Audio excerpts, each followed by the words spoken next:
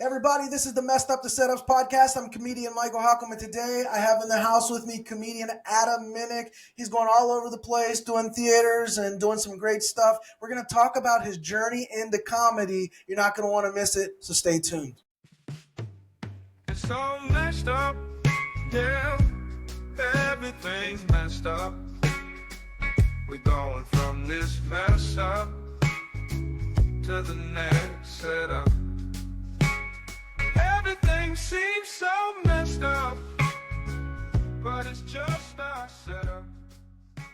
All right, everybody, Michael Halcomb here, and I have Adam Minnick with me. Adam, good to meet you, man. Hey, Michael, you as well. Yeah, thanks for having me on. Yeah, glad we were able to make something work. I'm looking forward to chatting and hearing about your journey into comedy. Where are you located? I'm in Cincinnati, Ohio. All right, dude, that's my hometown. Right on. Okay. Oh, cool. You a Reds and Bengals fan? Not really. I'm a NFL. I don't care about NFL. I like watching football, but like if my son is 4, he had a soccer match yesterday. That was at 3:00. Like I couldn't watch half the games. I'm like, I don't care. Right.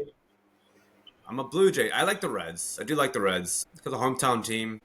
But I'm a Blue Jays fan, and Oh, wow. I've been a fan since I was at I always explain to people how I'm a Blue Jays fan. Back in '92, I was at a friend's party and I was bored. I went up and watched the World Series with their dad, and that's when Joe Carter hit the home run against the Phillies to win the World Series. Yeah. And in Toronto, I've been to Toronto several times, and I love the city. It's an amazing city. The food's amazing. The people are nice. It's a pretty clean city. So, and the architecture is cool. So.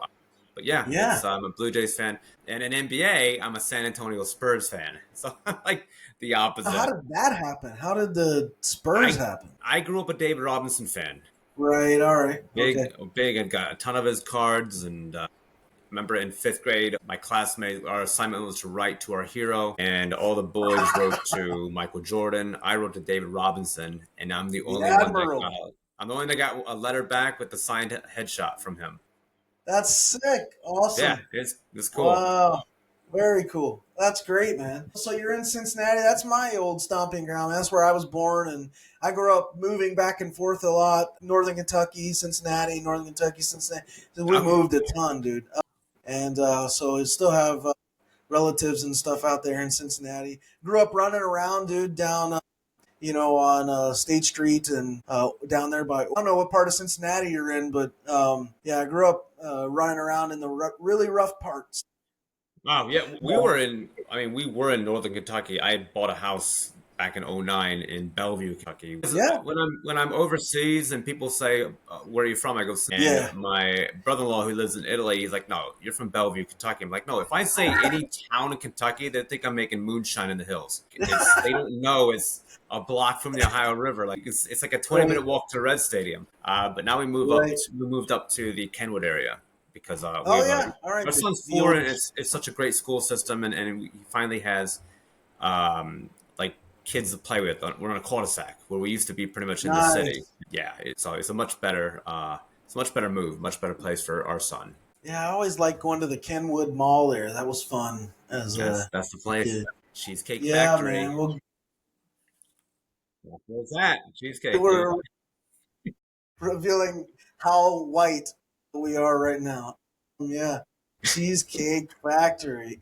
Excellent. So you're in Cincinnati, and you've, like I mentioned before, you've been touring around, and I'm looking forward to getting to perform with you, open for you in February. It's bummed that got rescheduled, but I get it. Yeah, me too. When it reschedules, I get why they did it. But we're up against high school football. When you do shows in towns like this, like you have to compete with high school football. I did a show this past Saturday in a small town in Ohio called Hicksville, at an old vaudeville theater, which was really, I love old theaters. Yeah. But they had booked the date and time the same exact time as the Ohio State football game.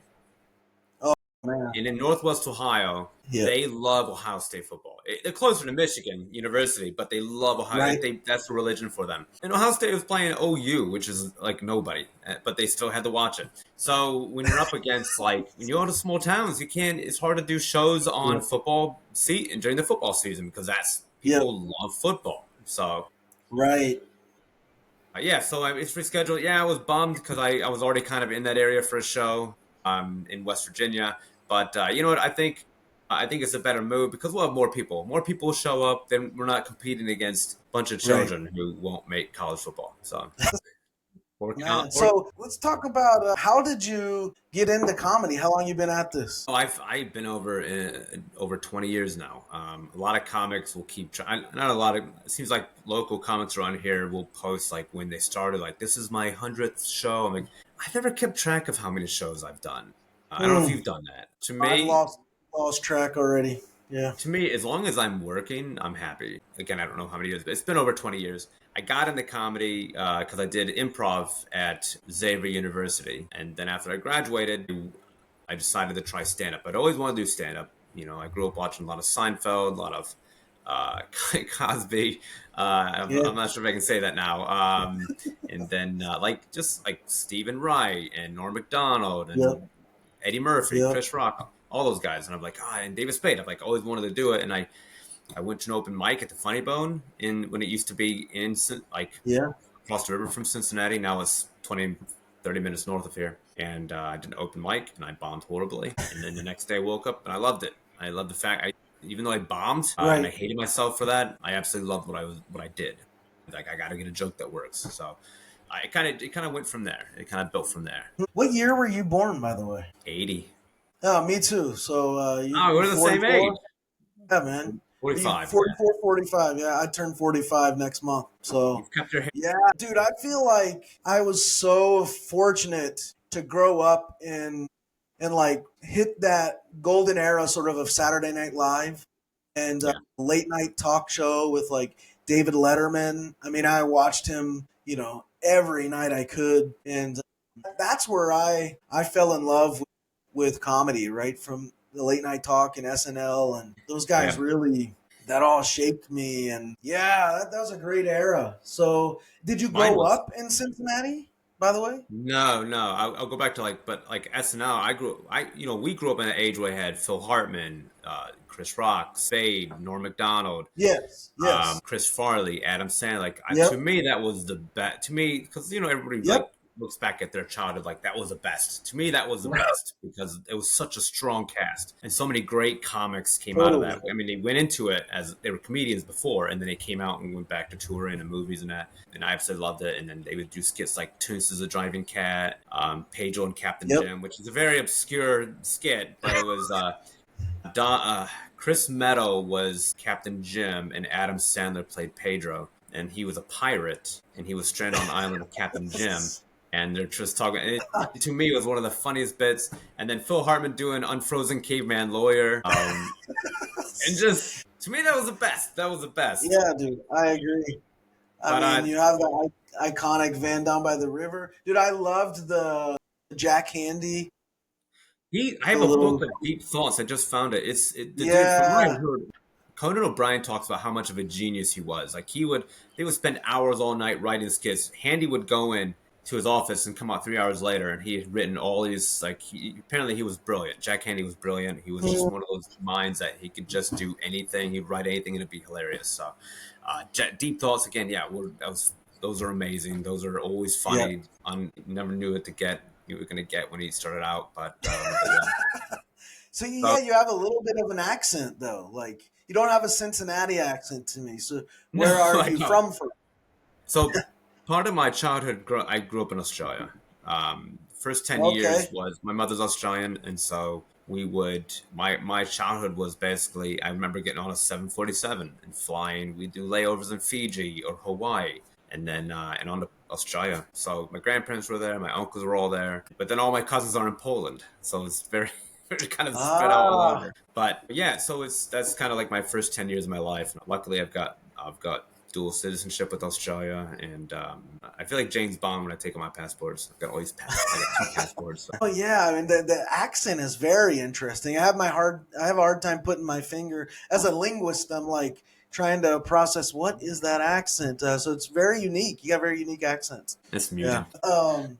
So you've been at stand up over 20 years. You grew up in this sort of golden era of SNL, and You bombed your first mic. How in the world did you find the nerve to go back up after you bombed that first one? I don't know. I think it was kind of I had to get a joke that I loved just being on stage. I I'd already had stage presence down. When I bombed, I got off stage, went to the back of the room. I felt like the worst. Like I'm suck. I'm horrible. I'm the worst person. And then the guy who was running the open mic, his name's Jeff Jenna. He's a great comic. I did a show with him recently, and Huh. he came back and told me, he's like, look, you got stage presence, you got that down. That's half the battle. You just got to work on material. And I had the stage presence because I played violin for years as a kid. I would do recitals, Mm, me in front of a bunch of strangers playing songs I had to memorize 6 pages long. So I already had that down, and even though I just thought I was the worst person that night, the next day I'm like, man, there was something about you're all alone on stage, right? You live and die by the jokes you write. Like this is stuff right. coming out of your head, and so I'm like, I gotta write a joke that works because I just loved it. I loved doing it, and then that was the goal. It was like write clean was my first goal. Stay clean, and then just something that worked. So that's kind of how it worked. It took me several months to finally figure out how to write a clean joke, write a good clean joke, and then once you get that laugh from that first joke, like Yeah. you're kind of hooked. I mean, I was already hooked when I bombed. So, but yeah, so that was kind of my the route I took, the process that I had to go through. What inspired you to work clean? I mean, because there were a lot of people at that time who were not definitely not working clean. You named some of them earlier, but what inspired you to work clean? I think part of it was I would never, I always thought to myself, if I got good enough at this, um, I would never want my parents to come to a show and feel awkward because of material I'm doing. Another part of me is like, there were so many guys I started doing open mics with that were just dirty and they're doing whatever you think of. I'm not sure if you can swear on this podcast, They try not to. but they're doing jokes about the genitalia and Yeah, smoking weed and all. And I yeah, didn't want to do that because they were all doing kind of the same thing. yeah. And there's still some open mics to go to where they all kind of talk about the same thing. Oh yeah, Hey, who for likes sure. smoking weed? That's to me, that's Yep. lazy because most people in the audience probably like smoking weed. That's lazy. You're getting an easy clap. Right. But they all kind of did the same thing. And to me, I'm like, if I work clean, I'm gonna set myself apart from these other comics. So that was kind of, and I was told from a very early start in comedy is like, if you work clean, there are more opportunities. Like you can do shows. Have you found that statement to be true over the last Oh, couple decades? absolutely, Yeah. absolutely. Clubs. I've getting work at clubs because they need clean comics. There's corporate work. There is you work. I did cruise ships. The money's fantastic because you have to work 45 minutes. You have to do two 45-minute shows, completely different from each other, and they have to be clean, squeaky clean, and the money's great. Corporates aren't paying a comic $1,000 to do jokes about smoking weed, Right. So I found that statement to be very true, and any comic you work with who works clean can back that up. Yeah. Again, it was working clean was there are more opportunities, there's more money, and I want to keep working. And I also don't do a lot of topical stuff. I avoid topical material because every topical bit has a shelf life. Right. Once you do a joke about let's say Ozempic, once Ozempic is done, people Right. quit using it. The joke will work for about 2 weeks after, and then people forget about it. Short attention span. Right. Yeah. Interesting. So, what is your writing regimen like? I mean, I know it's different for every comedian. Do you have like a set day time you sort of sit down and write, or is it just whenever it comes? Like, what does that look like for you? A lot of it is I bought a. It looks like it's a leather binder, but it's from Target. It's not real leather, but it's a hard surface. So I will sometimes I'll write in bed before I go to sleep. I'll just write, and like if I think of an idea, I'll put it in a notebook on my phone. Like I'll type in the premise, and then in the Yep. morning I'll try to write. I will write, not try. I will write because my son goes to school in the morning. He's in preschool. He's 25, but he's still in preschool. But no, he's 4. But yeah, then I'll write. Sometimes I'll go to a coffee shop. I'll sometimes write in my office, but I prefer to write at a coffee shop. I just like being around. I like being around people. I like having the background noise. Plus, it opens up to more. You can observe some stuff that's going around. Maybe you can get an idea from that. But yeah, so that's kind of like my process. I try to write. I try to write every day. I don't do it every day, but I try to. Yeah. I've found like being a parent that one of the toughest things about doing stand-up comedy is, you're working night, like late at night a lot of times. Yeah. Like the timing of it, as far as like being a parent, kind of sucks, right? Have you felt that too? Like, You know what? My wife and I have a pretty good system. I yeah, do. She okay. I won't go and do open mic on Monday night because I'm traveling weekends. I come home Sunday. I don't want to go up and do an open mic Monday night. yeah, So what I'll do is I'll pick 2 nights out of the week. It's typically a Tuesday, Wednesday, and I go to music open mic because comedy you get 5 minutes. You wait an hour, you get 5 minutes. Music, they'll sometimes put you up in the net first few spots, and you get 20 minutes. wow, There are no comedians there. It's just musicians and people who want to listen to music. Comedy is like a kind of like a nice break. It cuts it up a bit. It doesn't. It's not just music, music, music. You have some comedy in there, and then you know how it is when you perform in front of I find it still very intimidating to perform in a room full of comedians. But hmm, but with that, like comics are always they're looking at their own stuff. They're worried about their own set. And that's I right, get it. that's I right. get it. With music open mics, people are there just listening. Musicians aren't going over their music. They know what they're going to do. They play, So to me, I get out, I do 2, maybe 3 mics in one night. I can get within 2 nights, I can have, over an hour of open mic time. Hmm, So I'm that's working on some new wow. stuff, working on some stuff that I've been doing that works, but I'm trying to trying to see how try to get the flow down.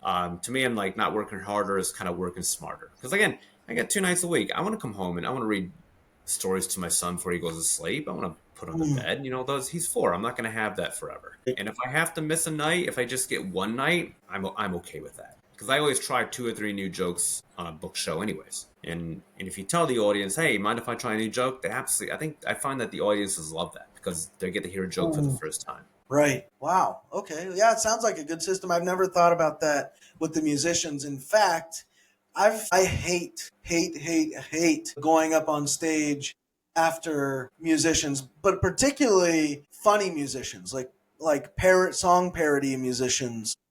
Oh, no one does that here. No one does parody songs here. Oh man, there was a guy when I was in Hawaii. He was really good at it.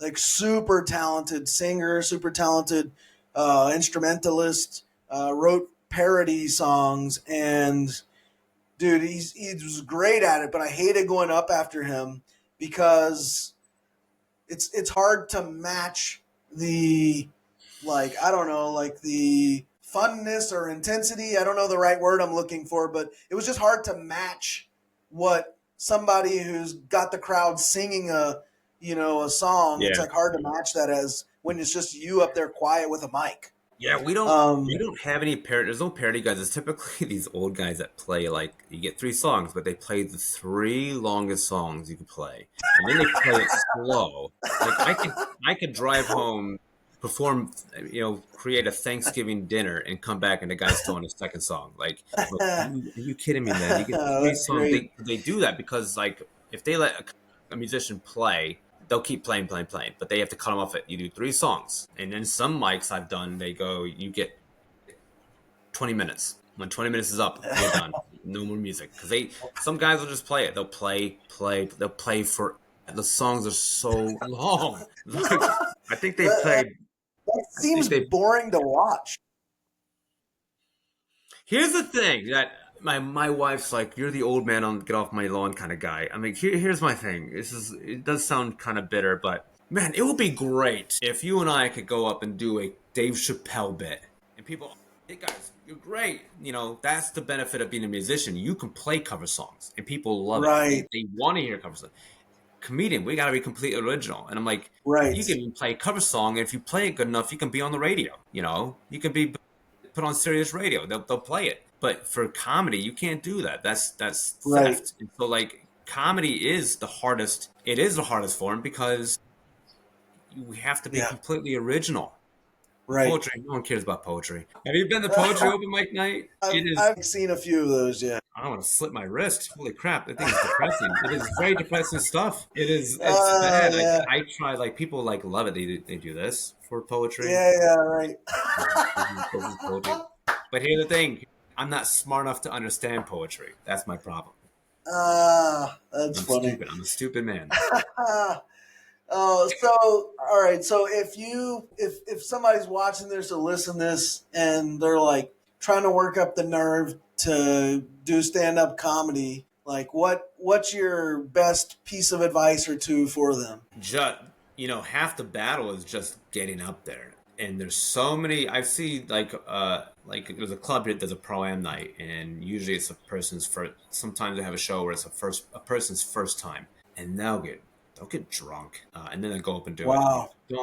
Don't drink before you go up. I understand if you have to calm your Yeah. nerves, have a beer, have a shot of something, have a glass of wine, do something if you have to calm your nerves. But and sometimes the guy will go up and do it completely wasted, and then he doesn't remember doing it. Like, what's the Right. point? Like, you haven't Right. you haven't dealt with the nerves. You've gone up completely wasted, where you're not going to remember it. Yeah. My it would be just okay. You want to find a place to get up. Second is just right. You don't have to have 5 minutes. You could just work on like one or two jokes. Just write Right. one joke and just get up and do that one joke. And the misconception is like a lot of comics, the first time they go up, the person will go up and like, oh, I'm not funny at all, I should quit. Like, no, like no one's funny the first time they go up. In a Mm. very rare chance someone goes up and they're funny the first time they go up. Right. Even I heard Ray Romano, he quit 3 times. He went up, he did well the first time, he said, and then the second time he did it, he bombed. He quit for like a year, and then went up again and he bombed. He quit for another year, and he finally went up. Third time he went up, and he did stick with it. But like, Mm. you can't. No one's good at. And comedy is the hardest thing. It's one of the hardest things you can do. So Yeah. you have to give yourself a break. I remember being at a club. They had pro am night, and this girl's been doing it for just a year. I think she's funny, but she's very new at it. And one guy brought a bunch of his friends to the show, and they all laughed for him. And they weren't really Right. getting anyone else. And she was in the back of the room beside herself. And I go, look, Reagan, you did great. She's like, yeah, no one laughed at him. I'm like, yeah, because he brought his friends. His friends wanted to hear him. Right. I've been doing this for over 20 years. They didn't like my stuff either. You have to give yourself a break because comedy alone Right. is so hard to do.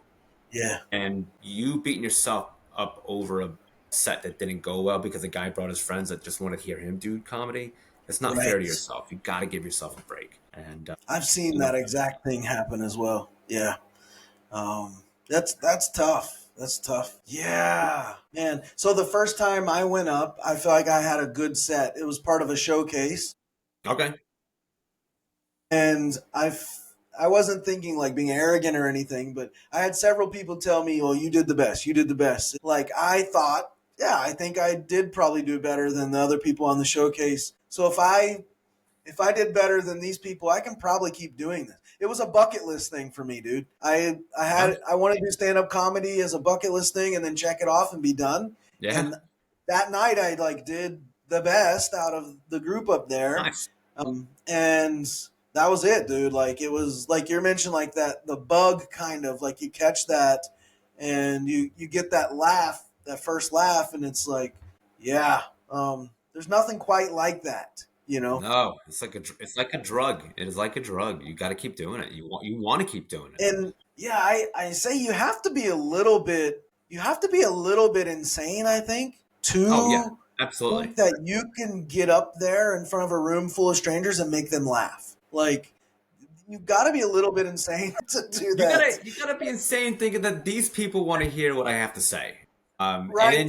then you bomb, and fight or flight, man. You get out of there. You don't do it again. You quit. You're like, this is not a good thing. People didn't laugh at my stuff, but comics were insane. We'll keep going up, and we don't care what That's people think. right. Yeah, it's just such a wild thing, wild profession. Some people will keep going up regardless of whether they get any laughs ever, you know. But for I know me, I know some like people like that. Yeah, they should just for quit. me, my part of my philosophy is like, and this may rub people the wrong way or sound wrong or off or something, but for me, part of my comedic philosophy is like, I actually don't care if people find me funny or not, like, or if people laugh. I want them to laugh, sure, but like to me, because like, right, if I am writing jokes to make people laugh, like it's like almost impossible to always do that, right? Like, so I'm gonna write stuff that I find funny, and if other people find it funny and laugh, awesome. Well, that's Like what you I have to do. want You have that to to write stuff happen. that you find funny. I mean, That's you see right. if people Yeah. understand where you're going with it. You see if you can get a Yeah. connection with the people. Oh, Yeah. absolutely. Yeah. Yeah. So I find it just all the like dynamics of stand up comedy are so fascinating. I don't think people realize even like a tenth of what goes into it, right? No, they don't. I remember I'll do an open mic at a music thing, and this whole set I'll do like 15, 20 minutes, and it just doesn't. I got maybe one joke that maybe kind of got a laugh. The set itself just sucked. And some guy would come up and was like, "Hey man, you did a good job. Just keep getting up there." I'm like, "I've been doing this for 20 years. I do this. This is my thing. I know that. I get what they're doing. They're only being nice about it. I get that. What I hate. This is what I hate when you go to comedy open mic and it's just lazy writing. It's like, oh, Yeah. like I heard this somewhere like, Trump sucks, and everyone claps. Like that's lazy. You're getting an easy Right. clap. Or, Right. or man, and they talk about weed. Like they do the easiest stuff about weed. Or the one Right. thing that really irritated me was Daniel Tosh did it first, and it was funny. But then you hear so many comics kind of doing the same thing. They go, "Oh, I was hit on by my teacher when I was in school. I was homeschooled, whatever." Like, Right. and Right. it's so Right. hacky. It's so overdone now that this is not Right. even funny. And it's funny because so many comics you hear at open mic, they'll do the same hacky premise, but the Right. homeschool or whatever. And it's just I hate lazy writing. I hate that. It's just I don't know. Make an I effort. find like what happens at open mic a lot is, dude, people just bring what might be a funny premise, but no joke. And so I don't know. Yeah, there is no writing, as you're saying. The writing is all but absent. So there's a lot of debate right now too about like crowd work. What's your take on that? Yay, nay, like it, don't like it. What are your thoughts on I crowd think work? if you're good at it, do it. I've seen so. Okay, so this is another issue. Matt Rife hit it big, and I have no qualms with Matt Rife. I think he's great. I think he's funny. A buddy of mine is a manager at a club. Matt Rife was there headlining. He said he was the nicest guy ever, one of the nicest guys ever dealt with. But so many comics were hating on him. I think there was a Reddit string going along a thread. I knew the string or a thread or fabric. It was a Reddit fabric. And it was yarn. So like people are like, oh, Matt Rife sucks. He's only good because he's hot. Like, no, here's the thing in comedy. You're only yeah, I get it. Yeah, he's good looking. Guy dude's cut. Yeah, get it, but you have to be funny first. Your stuff has to be good. You as comics who are crapping on him, like this. Like you can't just go by on looks. Like Right. it's you have to have stuff. It has to be material. And they're like, oh, you don't get it, man. Blah blah. Like, all right, I'm done. I got out of it. I'm not because there's so much jealousy with it. Um, Right. I'm not against crowd work. Problem is, a lot of new comics see all these hits of crowd work, and they just do crowd work. I remember doing a show at a Right. club, and the host was doing crowd work. When you're a host, you don't do Right. crowd work. You do material. You warm the crowd up. Because what happens is, if a host does crowd work, the crowd then assumes you can talk to the comic on stage. They're already setting a bad Mm, precedent. So I said, don't do. And this host, she did 10 minutes. She did crowd work. She did okay. She did pretty good. But I go, look, you need to work on material because if you do a club and no one gives you anything, your 10 to 15-minute set is now 7 to 8 minutes because no one's going to respond to you. mm, No one wants to do crowd work. They right. want to hear jokes. They don't want to be talked to. And a club manager is not going to be impressed with crowd work. I don't think. I'm not a club manager, but a club manager wants to see if you have material, if you have good writing, if you have good setups, good delivery, good presence, not crowd Right. work.